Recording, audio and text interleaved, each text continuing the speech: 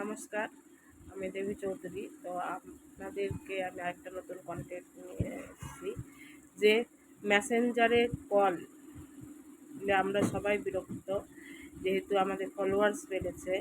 তো আমাদের অতিরিক্ত মেসেঞ্জারে কল আসার জন্য মাঝে মাঝে বিরক্ত বোধ হয়, খুবই বিরক্ত বোধ হয়। তো মেসেঞ্জারের কলগুলো আমাদের ফোনে আসবে না, সেরকম একটা প্রসেসিং আপনাদেরকে আমি মোবাইলের মাধ্যমে দেখাতে চাই, যে যাতে আপনারাও যাতে হেল্প হয়।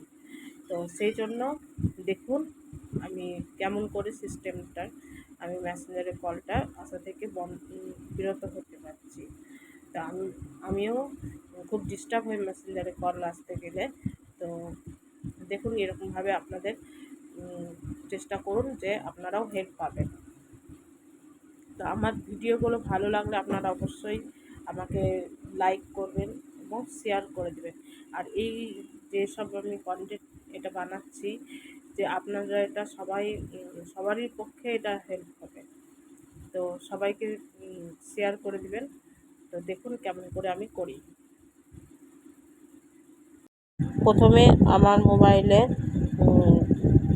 প্রথমে দেখুন মেসেঞ্জারে আমি গেলাম। মেসেঞ্জারে এখানে অনেকগুলো কল আসে, তো এখন দেখা যাচ্ছে না, তো এখন আর আসে না। তো আমি এরকমভাবেই বন্ধ করেছি। তো আমাকে প্রথমে মোবাইলের সেটিংস অপশানটায় গেলাম।